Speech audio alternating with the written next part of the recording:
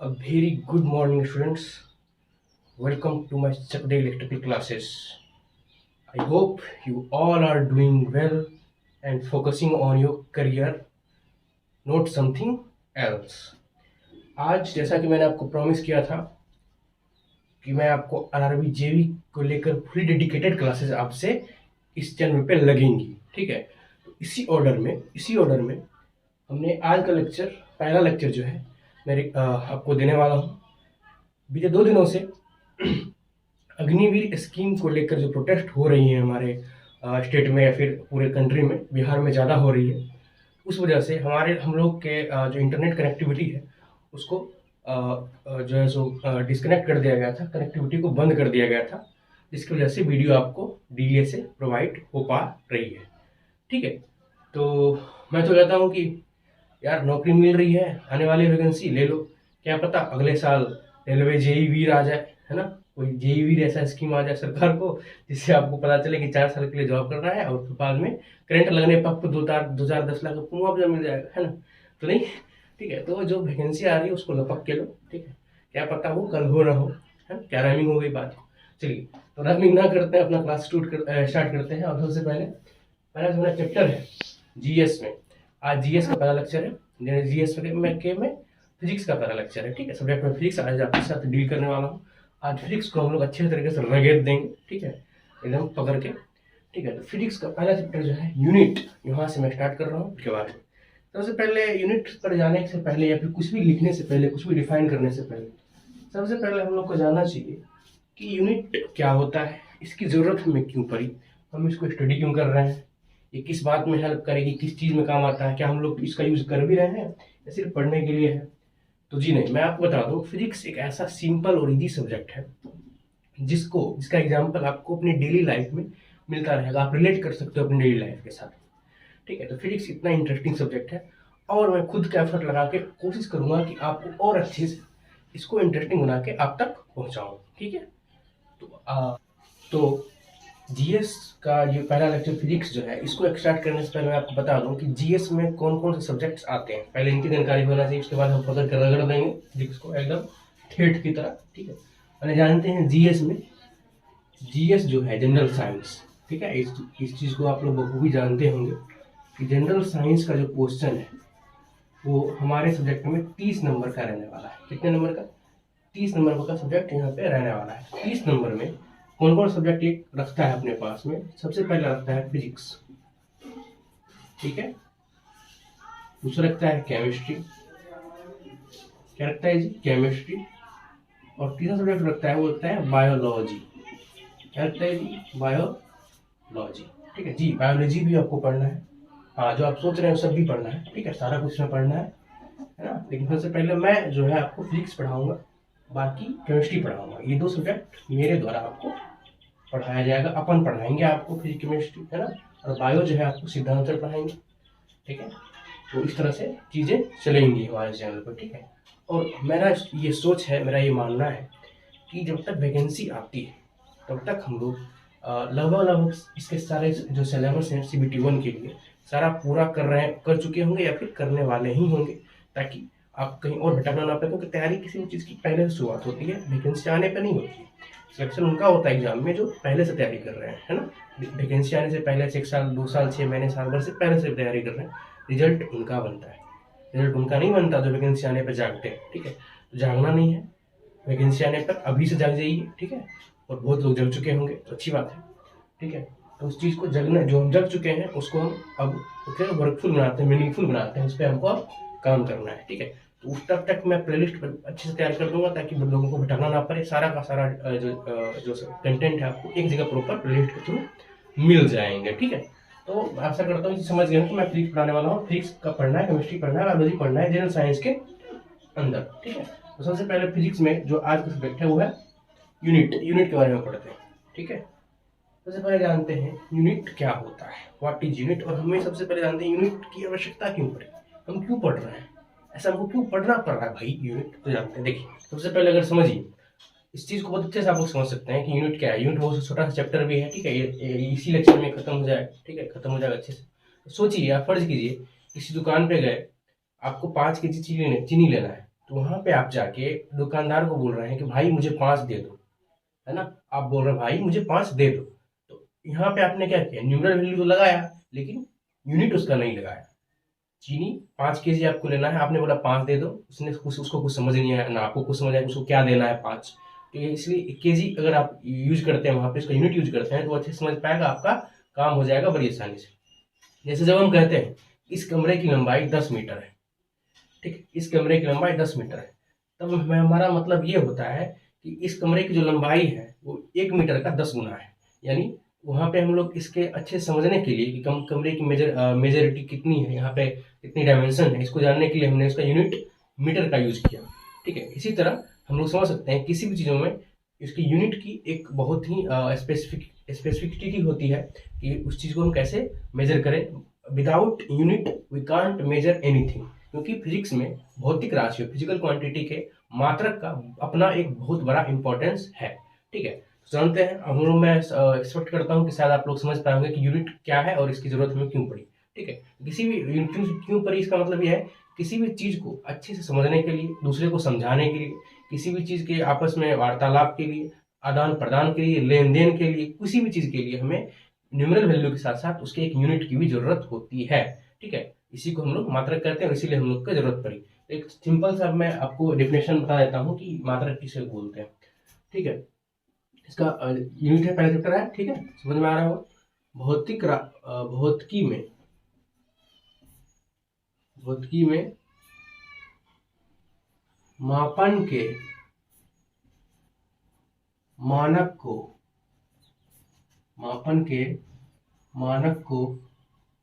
मात्रक कहा जाता है। क्या बोला मैंने, भौतिकी में मापन के मानक को मात्रक कहा जाता है। जिस स्टैंडर्डाइजेशन में हम लोग किसी फिजिकल क्वांटिटी को मेजर करते हैं उसका यूनिट कहलाता है, उसी का मात्रक कहलाता है। आई होप कि आप लोग इस चीज को अच्छे से समझ गए। देखिए, कंपटीशन लेवल की एग्जाम की हम तैयारी कर रहे हैं, कि 9th-10th का एग्जाम की तैयारी नहीं कर रही, हमको कन्वेंशनल पेपर लिखना है। ठीक है, इसलिए मैं जो है सो डेफिनेशन पे ज्यादा जोर नहीं दूंगा, मैं कंसेप्ट और जिस चीज ऑब्जेक्टिव बनते हैं, जिस चीज से ऑब्जेक्टिव पूछा जा सकता है, क्योंकि हमारा पेपर ऑब्जेक्टिव आने वाले एमसीक्यू आने आरआरबी जेई में, सीबीटी 1 में, या फिर ग्रुप डी में, या फिर जो भी चीज रेलवे की जिस भी चीज की आप तैयारी कर रहे हैं जिसमें जीएस का क्वेश्चन आता है उसमें, तो हम लोग का इफेक्ट उस पर रहेगा कि ज्यादा से ज्यादा ऑब्जेक्टिव कहाँ से निकल सकता है उस पर, न कि डेफिनेशन पे। ठीक है, तो आई होप कि आप लोग समझ रहे होंगे। हाँ, तो भौतिकी में मापन के मानक को मात्रक कहा जाता है। ठीक है, आप लोग समझ पाए होंगे कि क्या होता है मात्रक। जैसे किसी भी भौतिक राशियों का मापन अगर हम करें, भौतिक राशि का मापन अगर हम करें, मतलब मेजरमेंट ऑफ फिजिकल क्वांटिटी अगर हम करें, मेजरमेंट ऑफ फिजिकल क्वांटिटी करें तो क्या होता है, ये होता है सांख्यिक मान मल्टीप्लाई बाय क्या, सांख्यिक मान और इसका यूनिट यानी मात्रक। इंग्लिश में बोले तो न्यूमरल वैल्यू इनटू यूनिट, है ना, ये होता है। किसी भी फिजिकल क्वांटिटी को मेजर करने के लिए हमें दो चीजों की आवश्यकता होती है। We all need to, that's is one of them is nominal value and other is unit. ये दो चीजों की वजह से हम लोग किसी भी भौतिक राशियों की सारे क्वांटिटी का मेजरमेंट कर सकते हैं। जैसे 2 लीटर दूध चाहिए हमको, 2 लीटर दूध, मतलब 2 लीटर अगर हमको दूध चाहिए तो बोलेंगे 2 लीटर चाहिए, जितना भी चाहिए उसमें लीटर लगाएंगे। पेट्रोल चाहिए 2 लीटर चाहिए, चीनी चाहिए 2 kg चाहिए, तो केजी और 2 दोनों चीज हमको जरूरत है। किसी एक के अगर एक भी कोई नहीं रहेगा तो हमें उस क्वांटिटी को ना किसी को बता सकते हैं, ना उससे किसी चीज को हम शेयर कर सकते हैं, ना किसी चीज से उनको मिल सकता है। तो फिजिकल क्वांटिटी को आदान प्रदान करने के लिए, उसी भी चीज के लिए, फिजिकल क्वांटिटी के जो है उसको समझने के लिए, उसको जानने के लिए, उसके बारे में किसी को समझाने के लिए हमें इसकी सांख्यिक मान और यूनिट की आवश्यकता होती है। मैंने इस पर इतना जोड़ इसलिए दिया है क्योंकि ये समझना बहुत इंपॉर्टेंट है, आगे इसका आपको इंपॉर्टेंस समझ में आएगा। अब जानते हैं हम लोग, इसके बाद भौतिक राशियां जो होती है वो 2 तरह की होती है। पहला होता है मूल राशियां जिसको बोलते हैं फंडामेंटल यूनिट, और दूसरी होती है डिराइव्ड यूनिट जिसको बोलते हैं व्युत्पन्न राशियां हिंदी में। ठीक है, उसमें से एक है मूल राशियां जिसको बोलते हैं फंडामेंटल यूनिट। ये वो राशियां होती है जिसे किसी अन्य राशियों से प्राप्त नहीं किया जा सकता है। वे राशियां जिन्हें किसी अन्य राशियों की सहायता से प्राप्त नहीं कर सकता है, वे मूल राशियां यानी फंडामेंटल यूनिट कहलाती है ना। That quantities which is can not derived into other quantities that is known as fundamental unit. ठीक है, मैंने इंग्लिश में बोल दिया, हिंदी में भी, ताकि आप जिस भी मीडियम के आपको समझने में कोई भी प्रकार की परेशानी ना हो। ठीक है, आगे बढ़ते हैं। तो एसआई सिस्टम यानी international system of unit, SI system यानी इंटरनेशनल सिस्टम ऑफ यूनिट ने मूल राशियों की लिस्ट में 7 को रखा है। 7 को उन्होंने मूल राशियां मानी है। ये वो राशियां हैं जैसे कि बताया मैंने कि जिसे अन्य राशियों से मदद से हम लोग डिराइव नहीं कर सकते। ठीक है, और आगे जब व्युत्पन्न राशियां डिराइव यूनिट पढ़ेंगे तो उनको इन्हीं 7 क्वांटिटी की मदद से डिराइव कर सकते हैं। फिलहाल इसके बारे में समझते हैं। मूल राशियां की संख्या जो है 7 फंडामेंटल यूनिट दी गई है। पहला है लेंथ यानी लंबाई, जिसका यूनिट होता है मीटर, इसको एम से डिनोट करते हैं। डिनोट किससे करते हैं ये भी जरूरत है आपको याद रखने की, बहुत इंपॉर्टेंट है।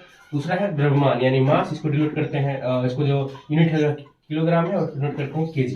तीसरा है टाइम, इसका यूनिट है सेकेंड, जो कि एस से डिनोट करते हैं। चौथा है टेम्परेचर, केल्विन इसका यूनिट है, के से डिनोट करते हैं। ज्योति तीव्रता इसका जो है सो 5वां हम लोग का क्वांटिटी है फंडामेंटल यूनिट में। ज्योति तीव्रता इसको इंग्लिश में बोलते हैं लुमिनियस इंटेंसिटी, इसको हम इसको ऐसा यूनिट है इसका कैंडेला, डिनोट करते हैं सी डी से।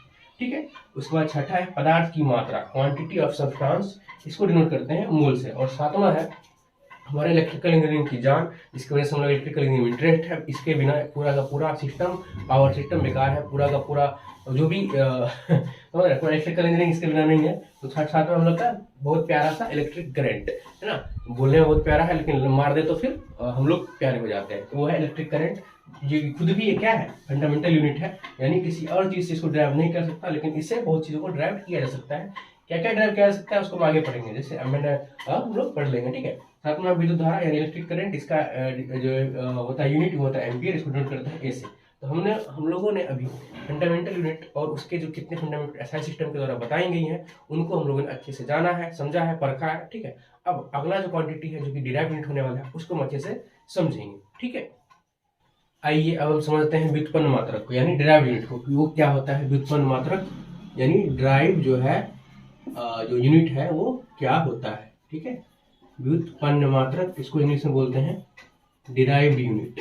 क्या बोलते हैं जी, डिराइव्ड यूनिट। अच्छा, इसके नाम से ही पता चल रहा है कि डिराइव्ड यूनिट यानी डिराइव्ड क्या रहता है। डिराइव्ड मतलब क्या, किसी जगह से उसको निकालना, किसी जगह से उनको पाना, उसको बोलते हैं डिराइव्ड यूनिट। ठीक है, यानी डिराइव करना। ठीक है, व्युत्पन्न मात्रक। तो ये वो राशियां हैं, वह राशियां यानी वह भौतिक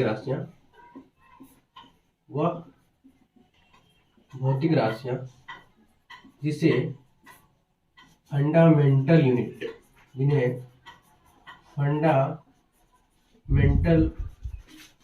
यूनिट से है ना डिराइव किया जाता है, डिराइव किया जा सकता है,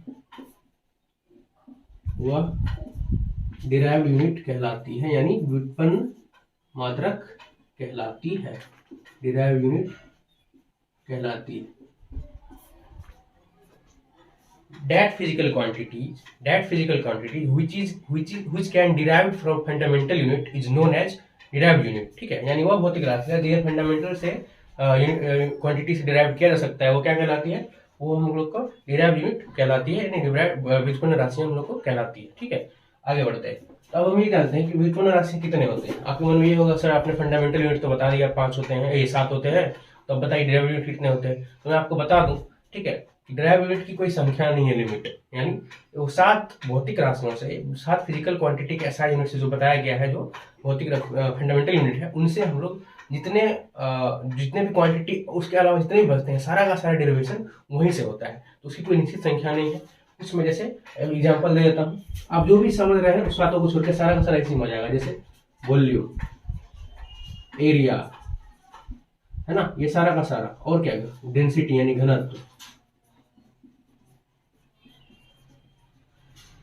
ये सारा का सारा, और भी बहुत सारा है, जैसे वेलोसिटी, मतलब जो भी उस 7 को छोड़कर बाकी जो भी आप जान रहे हैं वो सारा का सारा क्या है, डिराइव यूनिट ही है, एक्सीलरेशन। अच्छा देखिए, वॉल्यूम कैसे लिखा, वॉल्यूम कैसे मीटर, वॉल्यूम मतलब क्या होता है, मीटर क्यूब यानी 1 मीटर यानी 1 मीटर 1 मीटर यानी 3 फिजिकल क्वांटिटी के एक जो फिजिकल क्वांटिटी में जो फंडामेंटल यूनिट है, क्या है, लेंथ फंडामेंटल यूनिट है, जिसका यूनिट क्या होता है, मीटर होता है। मीटर का यूनिट 3 मीटर मिलके एक वॉल्यूम बनाएगा। इसका क्या होगा, मीटर इंटू मीटर। इसको जब हम लिखेंगे क्या लिखेंगे, मीटर इंटू मीटर लिखेंगे ना जी, हाँ जी। तो इसको क्या लिखेंगे, डेंसिटी। डेंसिटी मतलब होता है प्रति इकाई क्षेत्रफल पे, पर यूनिट एरिया पे, पर यूनिट एरिया पे जो है किसी चीज का, जैसे जैसे आप किसी का एयर डेंसिटी निकालें तो एक मीटर स्क्वायर पे कितना एयर है, ठीक है, उसी को बोलते हैं एयर घनत्व। इलेक्ट्रिसिटी घनत्व तो निकाले, जैसे इलेक्ट्रिक फील्ड का डेंसिटी निकालते हैं, डेंसिटी निकालते हैं तो क्या निकालते हैं, प्रति इकाई क्षेत्रफल पर जो करंट का वैल्यू है उसको क्या बोलते हैं हम लोग, इलेक्ट्रिक डेंसिटी बोलते हैं। इसी तरह जैसे मान लीजिए इलेक्ट्रिक डेंसिटी की हम बात कर ले, आई बाय ए। आई क्या है, आई का क्या होता है, यूनिट एम्पियर होता है करंट का, और ए का क्या होता है, मीटर स्क्वायर होता है ना जी, बिल्कुल होता है। तो देखिए एम्पियर भी क्या है, फंडामेंटल यूनिट है, और मीटर स्क्वायर यानी मीटर भी क्या है, फंडामेंटल यूनिट है। तो फंडामेंटल यूनिट की सहायता से हम डेंसिटी का भी क्या लिख सकते हैं, यूनिट डिराइव कर लिए। जैसे वेलोसिटी है, वेलोसिटी का क्या लिखते हैं, मीटर पर सेकेंड। इसका यूनिट क्या होता है, मीटर पर सेकेंड। मीटर क्या है, यानी लेंथ क्या है, ये लेंथ क्या है, फंडामेंटल यूनिट है, और सेकेंड भी क्या है, फंडामेंटल यूनिट है।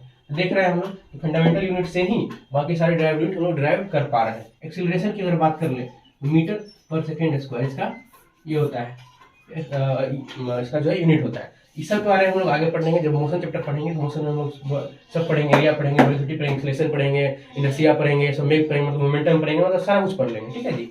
इस चीज को आप लोग, मुझे लगता है कि आप लोग अच्छे से समझ पाए होंगे। चीज मैं आपको बताना चाहूंगा यहाँ पे जो कि बहुत इंपॉर्टेंट है,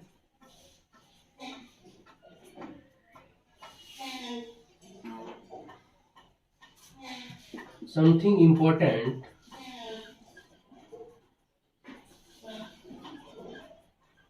रिलेटेड टू क्या, यूनिट, ठीक है। जैसे देखिए मेरा पहला पॉइंट ये रहेगा, यहाँ पे पहला पॉइंट जो है मेरा ये रहने वाला है कि एक ही तरह के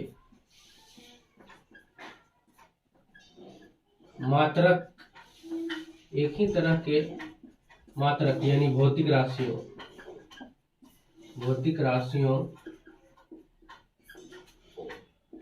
को घटाया या जोड़ा जा सकता है। समझ में आया? ये पॉइंट, एक ही तरह के मात्रक यानी भौतिक राशियों को घटाया या जोड़ा जा सकता है। जैसे मान लिया जाए आपको मैं सपोज कीजिए मैंने आपको एक ये बोला कि 2 litre plus 1 kg equal to कितना होता है, बताइए। कोई बता सकता है कि 2 litre plus 1 kg equal to कितना होता है? कोई बता सकते हैं क्या आप लोग में से? क्या होगा ये 2 litre plus 1 kg equal to कितना होगा? आप बोलेंगे sir can't determine, we can't determine. Can't determine मतलब हम लोग सर इसे डिटरमाइन नहीं कर सकते हैं। क्या है, इसे डिटरमाइन नहीं कर सकते। अच्छा अब अगर मैं बोलूं कि 2 kg प्लस 2 kg, अब बताओ कितने होते हैं? आप लोग में सभी उछल के बोलेंगे सर इट्स 4 kg, है ना। तो 4 kg होता है, मतलब ये डिटरमाइनेबल है ना। We can determine easily because here both the unit is in the same quantity, यानी सेम यूनिट में ये दोनों है, इसलिए जो है हम लोग को जोड़ भी सकते हैं, घटा भी सकते हैं। आप लोग समझ गए एग्जांपल से कि एक ही तरह के मात्रक को घटाया जोड़ा जा सकता है, अलग अलग तरह के मात्रकों को घटाया जोड़ा नहीं जा सकता है। ठीक है जी, ठीक है। अब एक और पॉइंट है सर कि सर अब दूसरा अगर डिफरेंट के बारे में, अगर डिफरेंट यूनिट है तो उसको कुछ नहीं कर सकते, बिल्कुल कर सकते हैं। क्या कर सकते हैं देख लीजिए, विभिन्न तरह यानी अलग अलग, विभिन्न तरह यानी अलग अलग भौतिक राशियों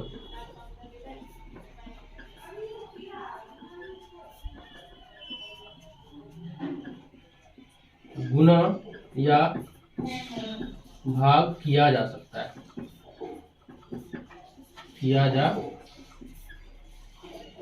है, इस एग्जांपल इसमें आपको बता दूं, इसमें मैंने क्या लिखा, मान लीजिए मीटर है, इसको सेकंड से भाग दिए, मीटर पर सेकंड को लिख सकते हैं, जो कि किसका यूनिट है, वेलोसिटी का। अभी हमने ऊपर देखा वेलोसिटी का, मतलब एम डिफरेंट था, एस डिफरेंट था, यहाँ पे ऐसा जोड़ नहीं सकते लेकिन गुना भाग कर सकते हैं। जैसे एक और मैं आपको बता दूं, क्या बता दूं भाई, इसमें मैं बता दूं किलोमीटर इंटू आवर, आवर मतलब सेकेंड ले लो या फिर आवर ले लो, बराबर क्या होता है, बराबर होता है डिस्टेंस। मतलब ये अलग यूनिट है, ये अलग यूनिट है, लेकिन हम लोग क्या कर दिए, एक में हम लोग मल्टीप्लाई कर सकते हैं। यानी मेरा कहने का मतलब सिर्फ इतना था कि एक ही तरह के भौतिक राशियों को घटाया जोड़ा जा सकता है, इसको गुणा या भाग नहीं किया जा सकता है। लेकिन जब गुणा भाग करने की बात आए तो अलग अलग राशियों को हम लोग गुणा या भाग कर सकते हैं। इतनी सी बात है ना, और हमें फिजिक्स से प्यार है, इतना ही बात है भाई। ठीक है, आई होप कि आप लोग अच्छे से इसको कंप्लीट से समझ पाएंगे कि व्युत्पन्न मात्रक क्या होती है, डेरिवेटिव क्या होती है। ठीक है, तो हम लोग इसमें आगे बढ़ जाते हैं। ये तो हमने पढ़ा कि डेरिवेटिव यूनिट क्या है और फंडामेंटल यूनिट क्या है। अब देखिए, जब कोई छोटा यूनिट हो या फिर जो सफिशिएंट यूनिट हो, जिसको हम किसी क्वांटिटी में किसी यूनिट में व्यक्त करना हो, तो हमारे लिए इजी होता है। जैसे दो है हमारे पास, मान लिया जाए कि हमें 100 लीटर लेना है, मान लिया जाए लेना है, पेट्रोल लेना चाहिए। पेट्रोल काफी महंगा है, पेट्रोल का वजनदार लगता है, थोड़ा सा एग्जाम्पल है ना, पेट्रोल का हम लोग लेते हैं। पेट्रोल हमको लेना, मान लीजिए 100 लीटर पेट्रोल लेना है। ठीक है, 100 लीटर पेट्रोल लेना है, अब क्या करना है मत पूछना, बस लेना है।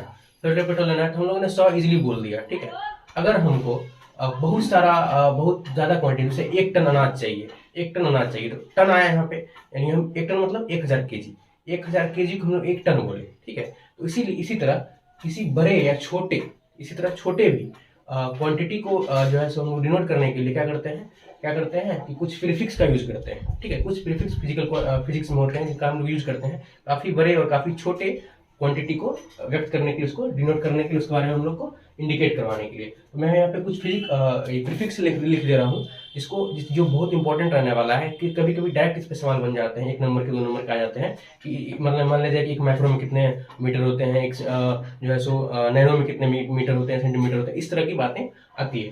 ठीक है, तो मैं उसको लिख दे रहा हूँ, आप लोग उसको जरूर से जरूर याद कर लेंगे। ठीक है, तो लिखते हैं